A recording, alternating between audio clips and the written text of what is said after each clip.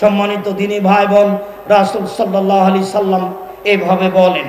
উমর ইবনুল খাত্তাব রাদিয়াল্লাহু তাআলা আনহু বলেন, রাসূল সাল্লাল্লাহু আলাইহি সাল্লাম বলেছেন, ইতা ইয়াউমুল কিয়ামা বিল কোরআনি ওয়া আহলিহি, কোরআন মাজিদকে বিচারের মাঠে নিয়ে যাওয়া হবে এবং যে কোরআন মাজিদ পড়েছে তাকেও নিয়ে যাওয়া হবে।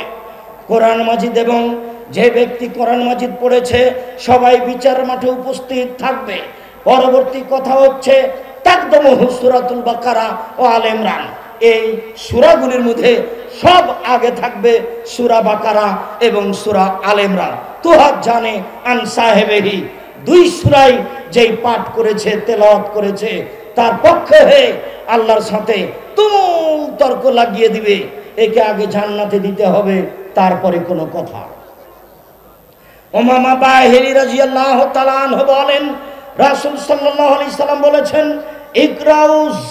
ইকরাউল কোরআনা ফাইন্নাহু শাফিউল লিসাবিহি, পৃথিবীর মানুষ তোমরা কোরআন মাজিদ পড়ো, বিচার মাঠে কোরআন তোমাদেরকে সুপারিশ করার জন্য আসবে। বিশেষভাবে ইকরাউ সূরাতুল বাকারা ও আলে ইমরান, তোমরা জাহরাইন সূরা বাকারা এবং সূরা আলে ইমরান পড়ো। এই কথা বলার পরে রাসূল সাল্লাল্লাহু আলাইহি সাল্লাম বলছেন, ইয়াউমুল কিয়ামা, সূরা বাকারা এবং সূরা আলে ইমরান বিচারের মাঠে আপনার কাছে আসবে। কান্নাহুমা গামামাতানে, মনে হবে দুইটি সূরা দুটা মেঘখণ্ড। কান্নাহুমা গায়াতানে, মনে হবে দুইটি সূরা দুটি সামিয়ানা, যেটা এখন আপনাদের মাথার উপরে আছে, এরকম দুটি সামিয়ানা মনে হবে। কান্নাহুমা তাইরানে, মনে হবে যেন ফিরকান মিন তাইরিন, পাখির দুটো দল একেবারে ঘন হয়ে ঝাঁক হয়ে চলে আসছে। এই সূরা দুইটি আপনার সামনে। তুহাত জানে আলা সাহেবিহি, যারা এই কোরআন মাজিদ পড়ছে বাকারা আলে ইমরান, তাদের পক্ষে হয়ে তুমুল যুদ্ধ করবে, তর্ক করবে আল্লাহর সামনে। এই কথা বলার পরে রাসূল সাল্লাল্লাহু আলাইহি ওয়াসাল্লাম বলছেন, মনে রেখো, ইন্নাল বাকারাতা ফাইন্না আখযাহা বারাকা, যে ব্যক্তি সূরা বাকারা পড়বে তার বাড়িতে বরকত নাযিল হবে। ওয়া তারাকাহু খাসারা, যে ব্যক্তি সূরা বাকারা পড়বে না তার বাড়িতে ক্ষতি, সমস্যা, বিপদ নেমে আসবে। আল্লাহ ইয়াস্তাতিহাল বাতালা, যারা অলস, যারা দুর্বল, তারাই সূরা বাকারা পড়ার সাহস করে না। সূরা বাকারা ভিন্ন জিনিস। আব্দুল্লাহ ইবনে মাসউদ রাদিয়াল্লাহু তাআলা আনহু বলেন, রাসূল সাল্লাল্লাহু আলাইহি সাল্লাম বলেছেন, আল আয়াতানে মিন আখিরে সূরাতিল বাকারা, সূরা বাকারার শেষে দুইটি আয়াত রয়েছে। রাসূল সাল্লাল্লাহু আলাইহি ওয়াসাল্লাম বলেন, মান কারাহুমা লাইলাতান, কেউ যদি এই দুটি আয়াত রাতে পড়ে, কাফাতাহু, তাহলে তার জন্য এই দুটি আয়াত যথেষ্ট। যেই ঘরে আপনি সূরা বাকারার শেষ দুই আয়াত পড়বেন, সেই ঘরে জিন ভূত থাকবে না এবং রাতে আপনার কোনো সমস্যা হবে না। আবু হুরায়রা রাদিয়াল্লাহু তাআলা আনহু বলেন, শয়তান আমাকে বলল যে যাওয়াইতা ইলা ফিরাসিকা, আবু হুরায়রা, 3 দিন তোমার সাথে যে আচরণ করলাম তুমি ফলাফল শোনো। তুমি যখন বিছানে শুইতে যাবা তখন তুমি যদি আয়াতুল কুরসি পড়ো, যেটা সূরা বাকারায় রয়েছে, তাহলে লা ইয়াজালু মিনাল্লাহি হাফিজুন আলাইকা, আল্লাহর পক্ষ থেকে তোমার উপরে একজন রক্ষক থাকবে। ওলা ইয়াকরুবুকা শয়তান, শয়তান তোমার নিকটে আসতে পারবে না হাত্তা তুসবিহা, সকাল পর্যন্ত। মনে রেখো, আবু হুরায়রা রাদিয়াল্লাহু তাআলা আনহু বলেন, আমাকে বলল তুমি মনে রেখো, তুমি যদি আয়াতুল কুরসি রাতে পড়েছো তাহলে সারা রাত শয়তান তোমার কাছে আসতে পারবে না সকাল পর্যন্ত। সম্মানিত দিনী ভাই বোন, আবু হুরায়রা রাদিয়াল্লাহু তাআলা আনহু বলেন, রাসূল সাল্লাল্লাহু আলাইহি ওয়াসাল্লাম বলেছেন, লা তাজালু বাইতাকুম মাকাবিরা, পৃথিবীর মানুষ তোমরা তোমাদের বাড়িকে কবরস্থান করো না। কবরস্থানে কোরআন মাজিদ পড়তে হয় না, পড়া যায় না। দুবাইয়ে, আবুধাবিতে শেখ জায়েদের মসজিদে প্রতি 8 ঘন্টায় একজন লোক কোরআন মাজিদ, 2 জন লোক কোরআন মাজিদ পড়ে। 24 ঘন্টা সেখানে কোরআন তেলাওয়াত হয়, তারা চাকরিজীবী। কবরস্থানে কোরআন মাজিদ পড়া যাবে না। রাসূল সাল্লাল্লাহু আলাইহি সাল্লাম বলেন, পৃথিবীর মানুষ লা তাজালু বাইতাকুম মাকাবিরা, তোমরা তোমাদের বাড়িকে কবরস্থান তৈরি করো না। শোনো, ইন্নাশ শাইতান ইয়ানফিরু মিনাল বাইত তুকরাউ ফিহি সূরাতুল বাকারা। যেখানে সূরা বাকারা পড়া হয় সেখানে শয়তান থাকে না। যেই বাড়িতে সূরা বাকারা পড়া হয় সেই বাড়িতে শয়তান থাকে না। যেই বাড়িতে সূরা বাকারা পড়া হয় সেই বাড়িতে জিন থাকে না। যেই বাড়িতে সূরা বাকারার শেষ 2 আয়াত পড়া হয় সেই বাড়িতে জিন শয়তান থাকে না। সম্মানিত দিনী ভাই বোন, হাদিস বুখারী মুসলিম। আপনাকে আমি বলছিলাম বিচারের মাঠে আব্দুল্লাহ ইবনে আমর বলেন রাসূল সাল্লাল্লাহু আলাইহি সাল্লাম বলেছেন বিচারের মাঠে আপনাকে বলা হবে ইকরা ওয়ারতাকে ওয়ারাত্তাল কামা তুরাত্তুল ফিদ দুনিয়া। এই শোনো, তুমি তো দুনিয়াতে কোরআন মাজিদ পড়ছিলে, এখন তুমি পড়ো আর জান্নাতের ওই উপরের দিকে উঠতে থাকো, পড়ো আর উঠতে থাকো, পড়ো আর উঠতে থাকো। ফাইনা মানজিলাতাকা ইনদাহা তাকরাউহা, সেটাই তোমার ঘর যেখানে পড়তে পড়তে তোমার তেলাওয়াত শেষ হবে। তুমি পড়তে থাকবে, উপরে যেতে থাকবে, তুমি পড়তে থাকবে, উপরে যেতে থাকবে, যেখানে তুমি পৌঁছবে সেটাই তোমার ঘর। সম্মানিত দিনী ভাই বোন, আয়েশা রাদিয়াল্লাহু তাআলা আনহা বলেন কানান নবী সাল্লাল্লাহু আলাইহি সাল্লাম ইয়াবি ইলা ফিরাসিহি, যখনই তিনি বিছানায় যেতেন ফাজামা কাফাইহে, তিনি তার হাত দুটিকে এভাবে জমা করে নিতেন, জমা করে নিয়ে ফ্যান ফোকো ফিহে, হাতে হালকা 3 বার এইভাবে থুথু দিতেন। তারপরে সূরা ইখলাস, সূরা ফালাক, সূরা নাস পড়তেন। পড়ার পরে ওয়ামসাহু বিহিমা আলা ওয়াজহিহি ওয়া রাসিহি, মাথা থেকে শুরু করে মুখ থেকে শুরু করে শরীরের সামনে পর্যন্ত মাস্তাতা মিন জাসাদিহি সম্পর্ক মুছে নিতেন। ওয়া ফালু দালিকা সালাসা মাররাতিন, এইভাবে তিনি করতেন 3 বার। এদিকে দেখেন, আগে হাতটা সামনের মধ্যে তুলে ধরবেন, তারপরে আগেই থুথু দিবেন 3 বার হালকা করে, এরপরে ইখলাস ফালাক নাস 3টা পড়ে এই মুখের উপর দিয়ে শরীরের উপরে বলিয়ে নেবেন, আবার আবার 3 বার এইভাবে করবেন। এভাবে করতেন। এ কথা আয়েশা রাদিয়াল্লাহু তাআলা আনহা বলেন রাসূল সাল্লাল্লাহু আলাইহি ওয়াসাল্লাম করতেন। সম্মানিত দিনী ভাই বোন, উকবা ইবনে আমির রাদিয়াল্লাহু তাআলা আনহু বলেন আনা আসিরু মা নবী সাল্লাল্লাহু আলাইহি সাল্লাম ফি লাইলাতিন মুতিরাতিন ওয়া ফি যুলুমাতিন সাদিদাতিন, একদা আল্লাহর নবীর সাথে আমি চলছিলাম, খুব অন্ধকার, মেঘপূর্ণ রাত, বৃষ্টি হচ্ছে, বিজলি বিজলি চমকিচ্ছে, দেখা যায় না, ঘাটাঘাট অন্ধকার। রাসূল সাল্লাল্লাহু আলাইহি সাল্লাম সূরা ফালাক আর সূরা নাস পড়তে লাগলেন। বললেন উকবা ইকরা, তুমি এই সূরা ফালাক এবং সূরা নাস পড়ো। মনে রেখো, যারা বিপদ থেকে আশ্রয় চায় তার মধ্যে সূরা ফালাক এবং নাস বিপদ থেকে আশ্রয় নেওয়ার ব্যাপারে সবচেয়ে বড় ভিন্ন ধরনের ব্যতিক্রম জিনিস। রাস্তায় চলতে লেগে, রাতে চলতে লেগে, কোন জায়গায় রাতে থাকতে লেগে ভয় পেলে, খারাপ মনে করলে, বৃষ্টি এসেছে, বিদ্যুৎ চমকিলে, ভয় মনে হলে ফালাক এবং নাস পড়তে থাকবেন, যা বিবরণে বোঝা যায়। আব্দুল্লাহ ইবনে খুবাইব রাদিয়াল্লাহু তাআলা আনহু বলেন একদা খুব বৃষ্টির রাত, বিজলি চমকিচ্ছে, আমরা বাড়ি থেকে বের হয়ে গেলাম, নাতলব রাসূলুল্লাহ সাল্লাল্লাহু আলাইহি সাল্লাম, আমরা রাসূলকে খুঁজবো, এই জন্য বের হয়ে গেলাম। ফাদরাকনাহু, তাকে এক জায়গায় পেয়ে গেলাম। পেতেই তিনি বলছেন শোনো ইকরা, পড়ো, ইফাল, পড়ো। আমি বললাম কি পড়বো? তো বললেন কুল কুল হুয়াল্লাহু আহাদ, বলো কুল হুয়াল্লাহু আহাদ, কুল আউযু বিরাব্বিল ফালাক, কুল আউযু বিরাব্বিন নাস, সালাসা মাররাতিন তুসবিহু তুমসি, যখনই তুমি সকাল করবে, যখনই তুমি সন্ধ্যা করবে, 3 বার করে পড়বে। একফি মিন কুল্লি শাইইন, যত সমস্যা আছে পৃথিবীতে সব সমস্যার জন্য যথেষ্ট হয়ে যাবে ইখলাস ফালাক নাস। 3 বার করে সকালে, 3 বার করে বিকালে, ইখলাস 3 বার, ফালাক 3 বার, নাস 3 বার, সকালে 3 বার করে, বিকালে 3 বার করে। যত সমস্যা আছে পৃথিবীতে সব সমস্যাকে দূরে করার জন্য এই 3টি সূরা যথেষ্ট হবে, এ কথা রাসূল সাল্লাল্লাহু আলাইহি সাল্লাম বলেন। আবু হুরায়রা রাদিয়াল্লাহু তাআলা আনহু বলেন রাসূল সাল্লাল্লাহু আলাইহি সাল্লাম বলেন আয়াজু আহাদুকুম আয়াকরা সুরাতুল কোরআনে ফিল লাইলে, রাতে কোরআনের 3 ভাগের 1 ভাগ পড়তে তোমাদের কেউ অক্ষম কি? তখন সাহাবীগণ বললেন বলেন কি আল্লাহর নবী, এক রাতে কি কোরআন মাজিদের 3 ভাগের 1 ভাগ পড়া যায়? এক রাতে কি কোরআন মাজিদের 3 ভাগের 1 ভাগ পড়া যায়? তখন রাসূল সাল্লাল্লাহু আলাইহি সাল্লাম বললেন শোনো, কুল হুয়াল্লাহু আহাদ সূরাতুল কোরআনে সূরা ইখলাস হচ্ছে কোরআন মাজিদের 3 ভাগের 1 ভাগ। যদি সূরা ইখলাস 3 বার পড়তে পারেন তাহলে একবার কোরআন মাজিদ পড়ার সমান নেকি পাবেন, এই কথা মুহাম্মদ সাল্লাল্লাহু আলাইহি সাল্লাম বলেন। জনৈক ব্যক্তি নেতা হয়ে সফরে গেছিলেন, যখনই তিনি ইমামতি করতেন তখন আগে সূরা ইখলাস পড়তেন বা শেষে সূরা ইখলাস পড়তেন সব রাকাতি। যখন তারা ফিরে আসলো তারা জিজ্ঞাসা করলো আল্লাহর নবীকে, আল্লাহ নবী আমাদের ইমাম এরকম কাজ করতো। আল্লাহ রাসূল বললেন তোমরাই তাকে বলো কেন শেষে সূরা ইখলাস পড়তো। আমরা বললাম আপনি কেন সূরা শেষে ইখলাস পড়তেন? তখন তিনি বললেন সূরা ইখলাসে আল্লাহর গুণাবলী রয়েছে, আমি এই সূরাকে এই জন্য ভালোবাসি। আল্লাহ রাসূল বললেন শোনো, সূরা ইখলাসকে যে ভালোবাসে আল্লাহ তাকে জান্নাতে দিয়ে দিবেন, আল্লাহ তাকে ভালোবাসেন। সূরা ইখলাস পড়ার ব্যাপারে এইভাবে আপনারা মনোযোগী হবেন।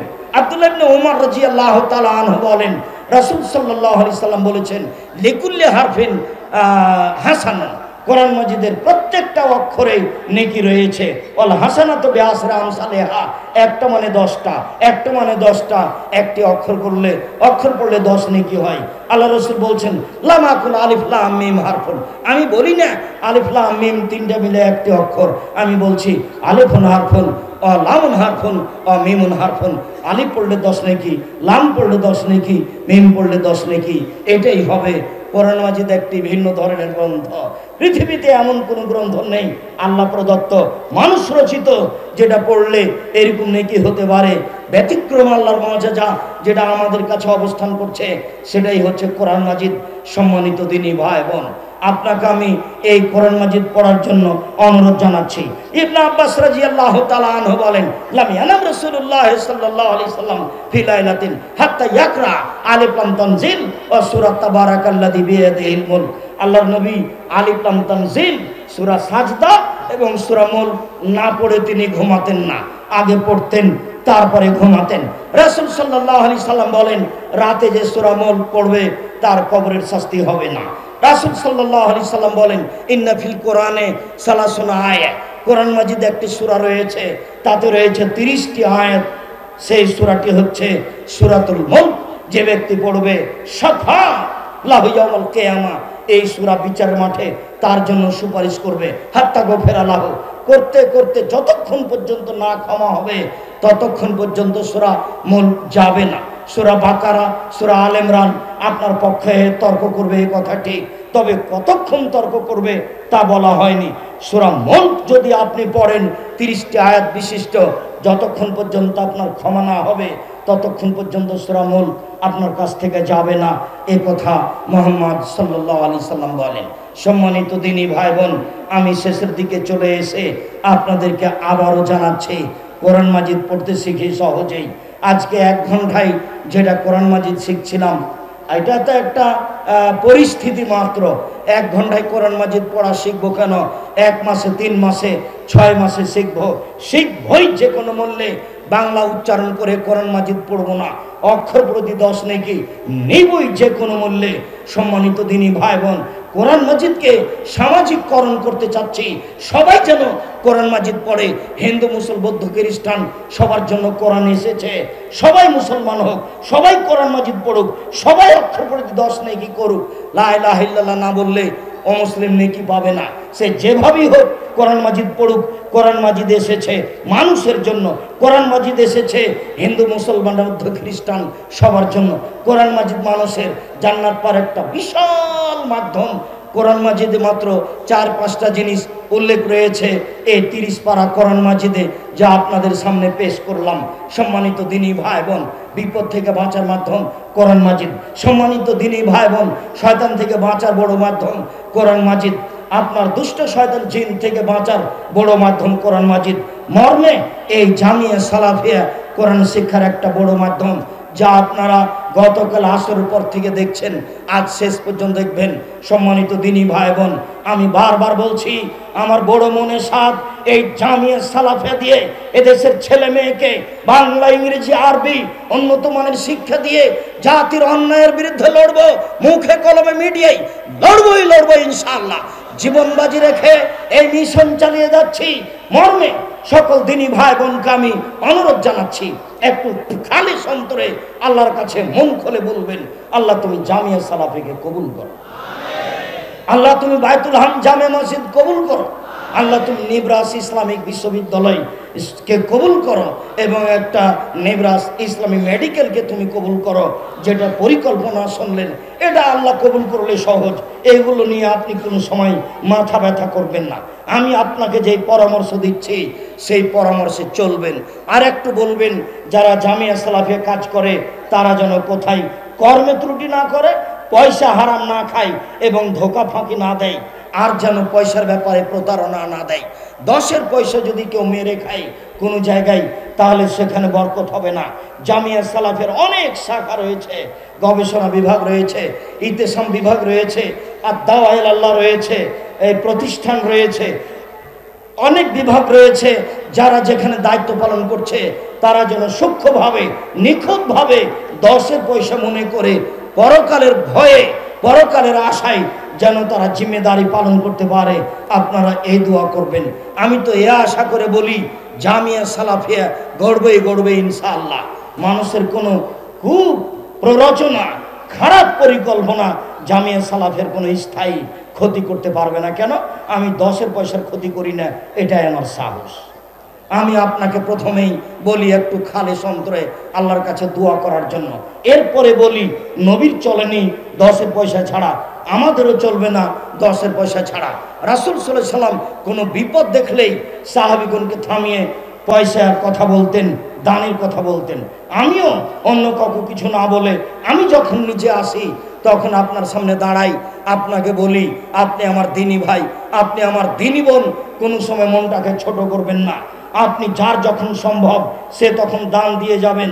এই যে আপনার মসজিদ তৈরি হচ্ছে, 10 ton rod, 20 ton rod, 5 ton rod, 1 ton rod আপনি আপনার মতো দিয়ে পাঠাবেন, এটাই আমি বলছি। এই মুহূর্তে আপনাকে আমি বলতে রাজি নই যে আপনি 5 টন দেন, 1 টন দেন, এটা আমি বলছি না। আপনি সিমেন্ট পাঠাবেন, রড পাঠাবেন, আপনি পরিকল্পনা নেন প্রত্যেক মাসে 200, 500, 2000, 5000। আমি এই জামিয়া সালাফিয়ার আন্তরিকভাবে আল্লাহকে সন্তুষ্ট করার জন্য সদস্য হয়ে গেলাম, এটা আপনার পরিকল্পনা হোক, এটা আমি চাচ্ছি। মিডিয়ার মাধ্যমে দিনী ভাই বোন যারা দেশ বিদেশে আছেন, যারা পরবর্তীতে অবগত হবেন, সবাইকে আমি অনুরোধ করছি আপনারা জামিয়া সালাফের সার্বিক কাজে দানের হাত প্রশস্ত করুন। সম্মানিত দিনী ভাই বোন, দানের হাত প্রশস্ত করবেন ওই হাদিসের ভিত্তিতে যে হাদিসে রাসূল সাল্লাল্লাহু আলাইহি ওয়াসাল্লাম বলেছেন প্রত্যেক দিন সকালে 2 জন ফেরেশতা আকাশ থেকে নেমে আসে। একজন বলে আল্লাহ যে যতটুকু দান করলো তুমি তার ততটুকু পূর্ণ করে দাও, আল্লাহ যে যতটুকু দান করলো না তুমি তার সেটুকু ক্ষতি করে দাও। আপনি খেয়েই পয়সা শেষ করিয়েন না, বই পুস্তক নিয়েই অযথা বই পুস্তক নিয়েই পয়সা শেষ করিয়েন না। গুরুত্বপূর্ণ বই পুস্তকগুলি কিনবেন আর দানের হাত সব সময় প্রশস্ত রাখবেন। আয়েশা রাদিয়াল্লাহু তাআলা আনহা আল্লাহর নবী বলছেন, আয়েশা খাসি যে জবাই করেছিলাম কতটুকু আছে? তখন আয়েশা বলছেন 10 ভাগের ভাগে 9 ভাগ শেষ হয়েছে, 1 ভাগ আছে। তখন আল্লাহ রাসূল বলছেন, আরে না না তুমি ভুল বলেছ, 9 ভাগই আছে, 1 ভাগ শেষ হয়েছে। না নবী, আল্লাহর নবী শুনেন শুনেন শুনেন, আরে 10 ভাগের ভাগে 9 ভাগ নেই, 1 ভাগ আছে। আরে শোনো কথা উল্টিয়ে ধরো, 9 ভাগ আছে, 1 ভাগ নেই। এই কথা আয়েশা রাদিয়াল্লাহু তাআলা আনহা বলেন, এই কথা মুহাম্মদ সাল্লাল্লাহু আলাইহি সাল্লাম বলেন। আল্লাহ নবী দিলেন, বললেন যা দিলে তুমি, যা জমা হলো, যা খেলে তা পেশাব পায়খানা হলো, আর যা তুমি পড়লে তা পুরাতন হয়ে গেল।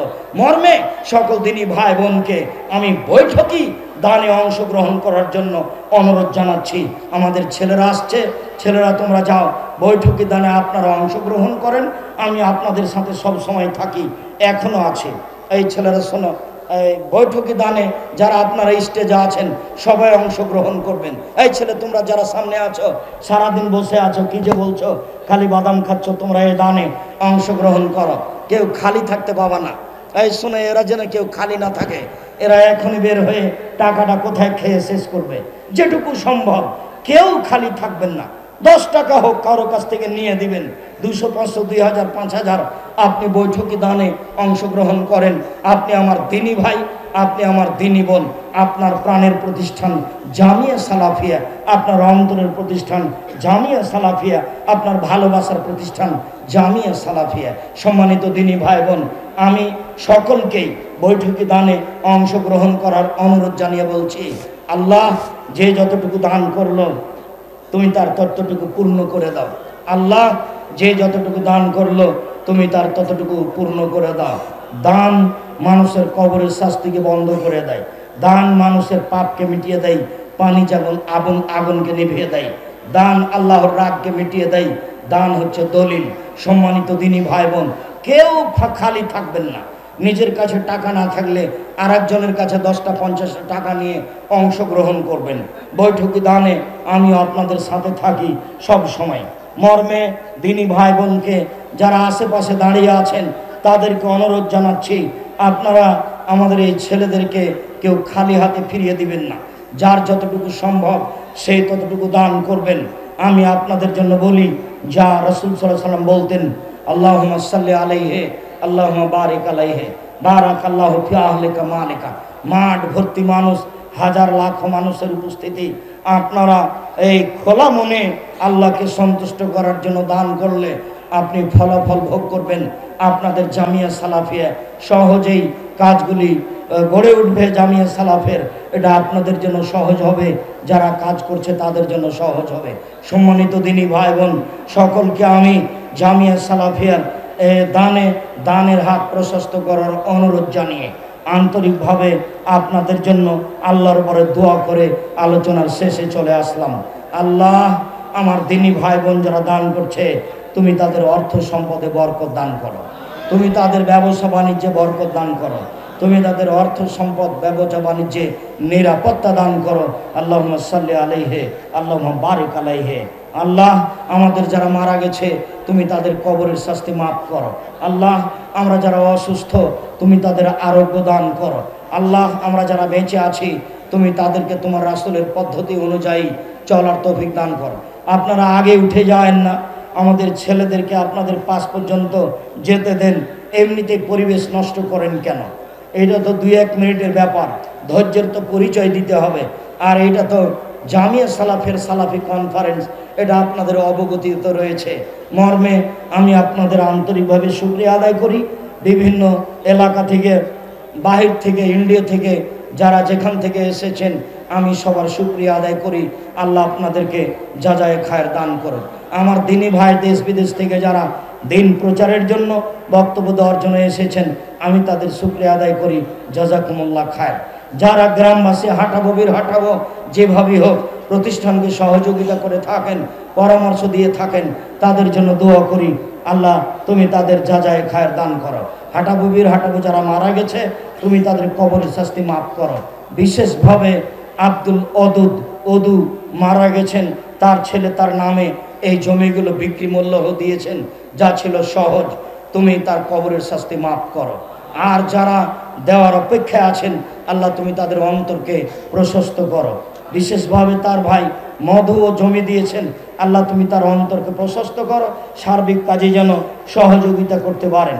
আমি হাঁটাবো বীর হাঁটাবো এলাকাবাসী সকলের কল্যাণ কামনা করে, আর যারা এখনো প্রতীক্ষমান রয়েছেন দিতে পারেননি আল্লাহর কাছে আন্তরিকভাবে দোয়া করি আল্লাহ যেন আপনাদের অন্তরকে নরম করে দেয়।